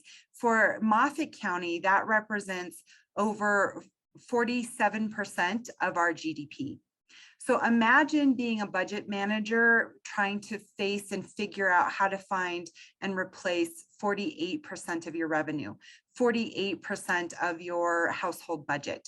that's a huge economic strain. In the words of one economic expert from Colorado Mesa University, who did not just the primary job impact, but also secondary and tertiary job impacts, we're talking really about economic Armageddon. Now, that being said, the facts and figures are grim and scary. And many people here are very scared. They're also angry because they don't understand why they shifted from being the heroes in this story and environmental stewards to suddenly hearing that they are the problem. And so I regularly want to remind people that coal and fossil fuels really are the problem in climate change impacts, not the coal miner, not the oil and natural gas worker. And we have to figure out how to reframe and have those conversations collectively so that these communities can once again rise to the occasion, to the challenge of being leaders and being heroes in the story of what jobs in the future might look and feel like. And that's really important because I know that Colorado wants all of Colorado to prosper. Right now, our rural communities have some of the highest suicide rates in the nation.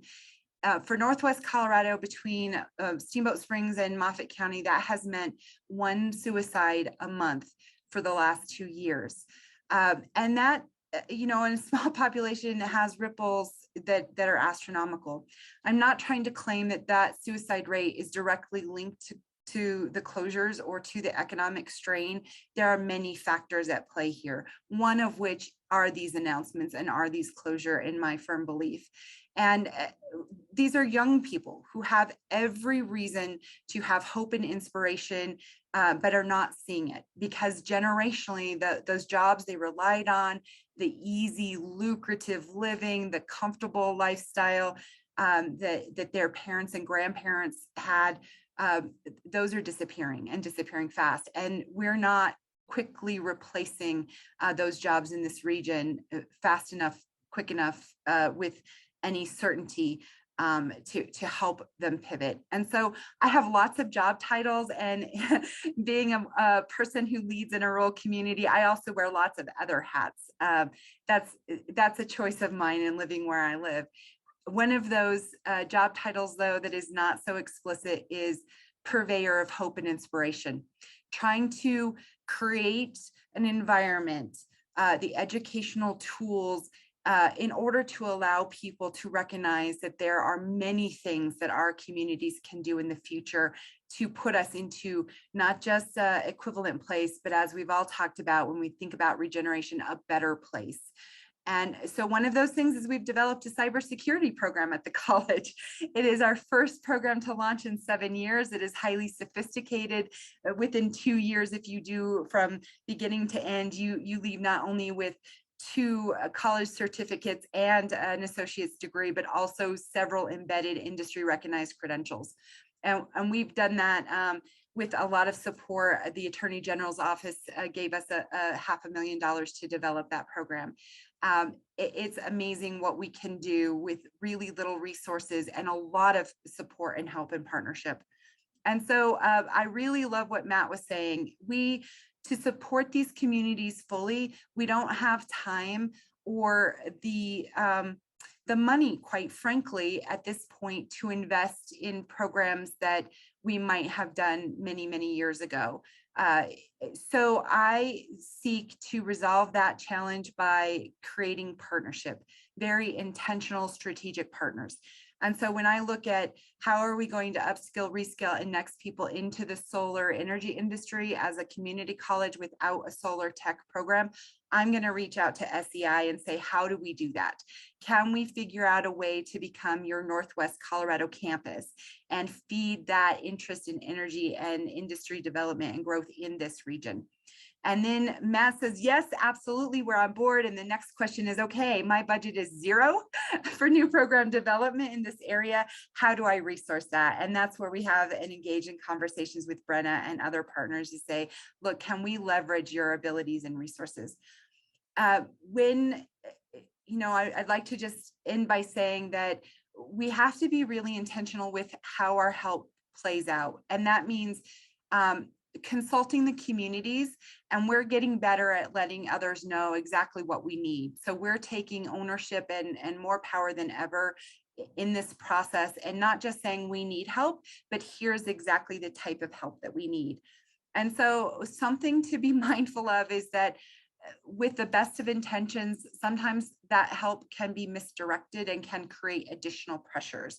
For example, our community lacked a professional grant writer until about a month ago. There wasn't a single person in any of our entities or organizations that was dedicated towards grant writing, much less management of grants. And so a couple of months ago, the local Chamber of Commerce here in Craig hired a grant writer. And though they didn't have budget for it, they had faith that they would build in enough grants and capture enough revenue to operationalize that position.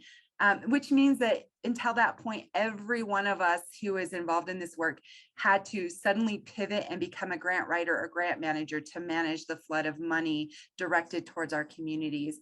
And we're not doing that really well. I think about Lee's conversation and Trish's conversation, but Lee's particularly about House Bill 1264 and our attempt to ask for some of that upskilling, reskilling, and next skilling money. We failed in that attempt. I would love the feedback to know why and how we can do better and be better next time. The RISE grant opportunity from last year from the governor's office, we failed in our first application at that grant. And we're persistent. We have a lot of tenacity. We keep trying.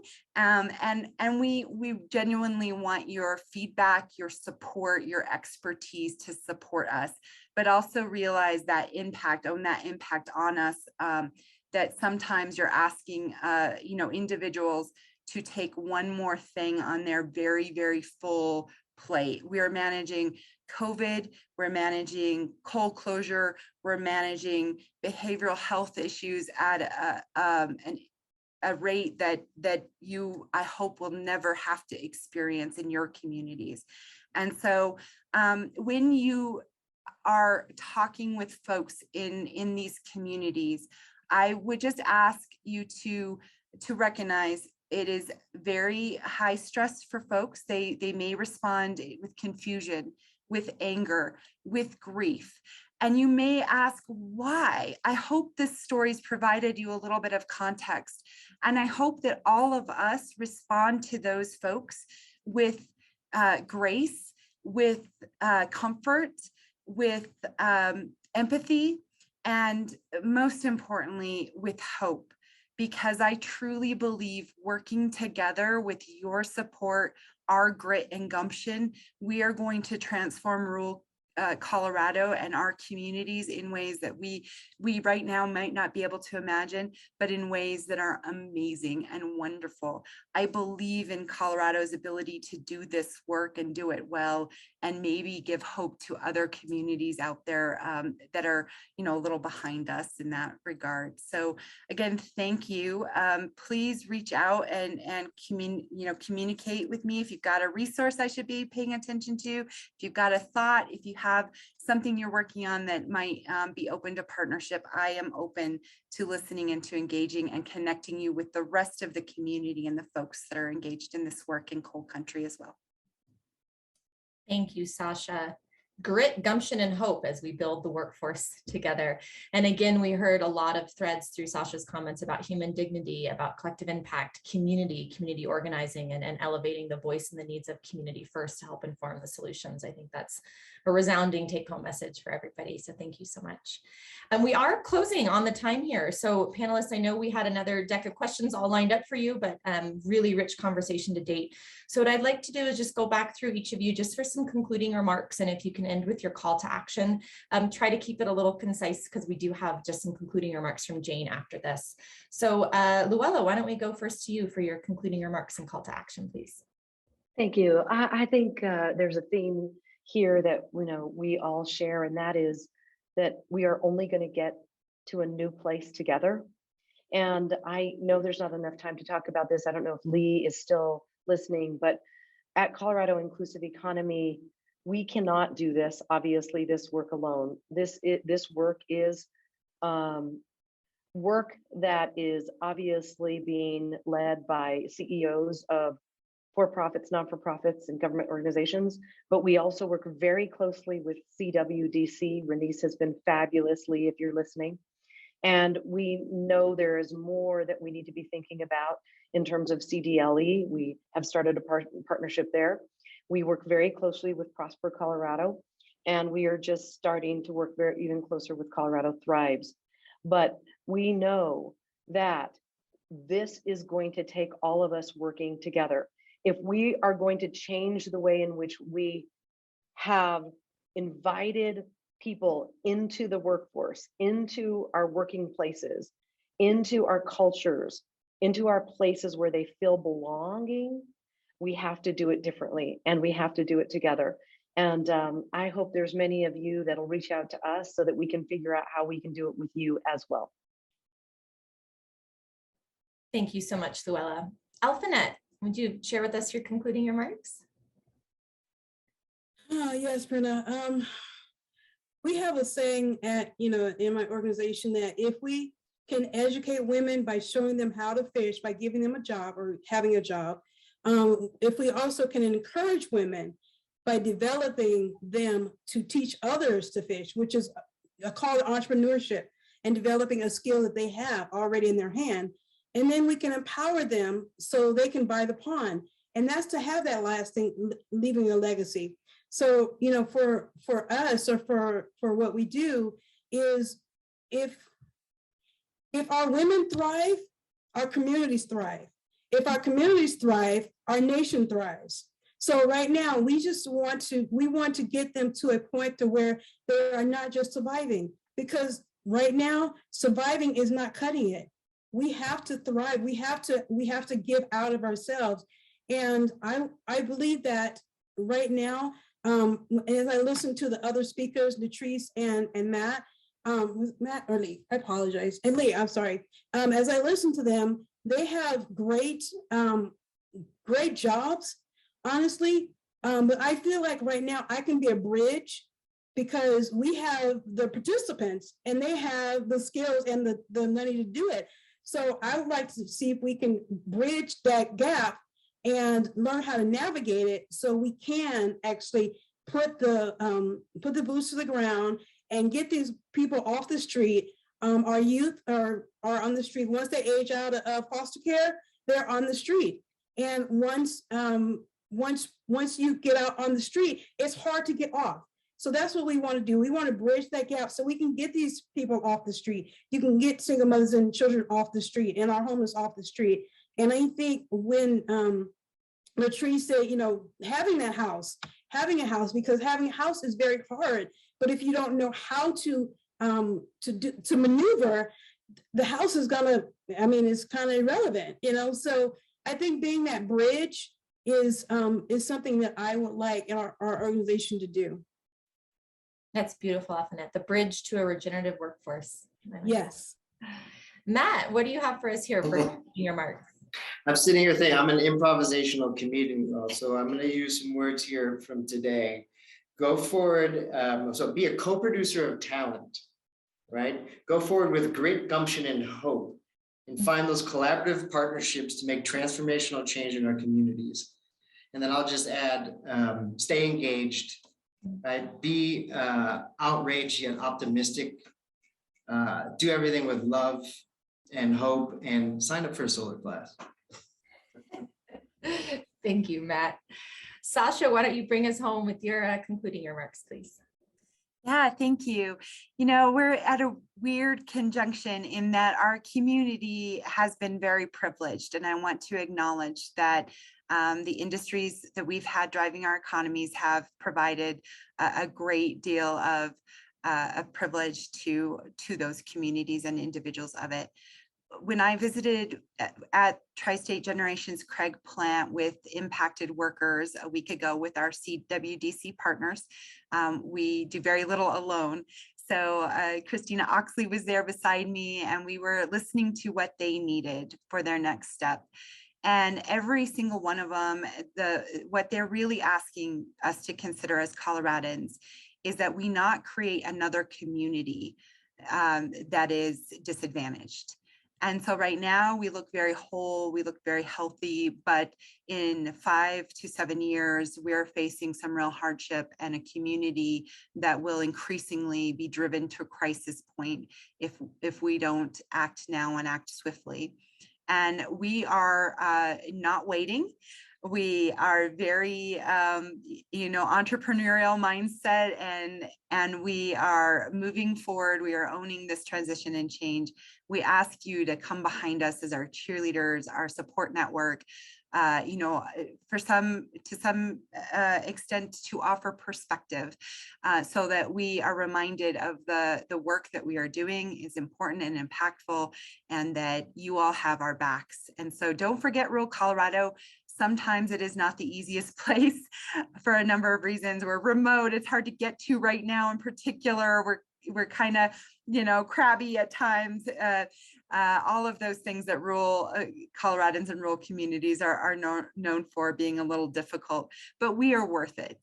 And we might not have as many votes as urban centers in our state. We might not have as deep of pockets or as influence, but we have really good people, and they are just asking you to continue to give them a chance so that they can remain whole, healthy, happy long into the future.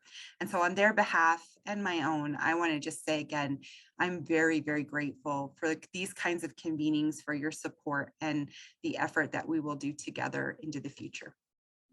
Thank you so much, Sasha. We certainly are in it together. And thank you to Luella, Matt, Alphanet, Sasha. So wonderful to have you here today, and for your leadership in your communities. And of course, to Lee and Natrice for their comments earlier. You folks heard lots of different building blocks of a regenerative workforce, from centering the work in equity to breaking down barriers for women in the workforce, transitioning to a renewable energy economy, and so many more things. For time's sake, I won't do my recap, but I just want to thank you all so much for being with us here today. And I know Jane has a few concluding remarks. The last thing I will say is, if you want to be connected to any of our speakers, any of their efforts, please do reach out. Our goal as the Alliance Center and the Regenerative Recovery Coalition is to create a big tent for collaboration to advance transformational change through community-led collective impact. So please reach out if you want to get engaged in any of the efforts you heard today. And to conclude our event, we have none other than Jane Allen. Thank you so much. Happy holidays to you and yours. Thanks so much, Brenna. And thank you so much to our speakers. What an amazing group. I'm truly inspired by the panelists we had on today, and it was so great learning from you all and what it means to rebuild Colorado's workforce. Due to time, I will save what we have upcoming in the year ahead for our follow-up email that will go out in the coming days.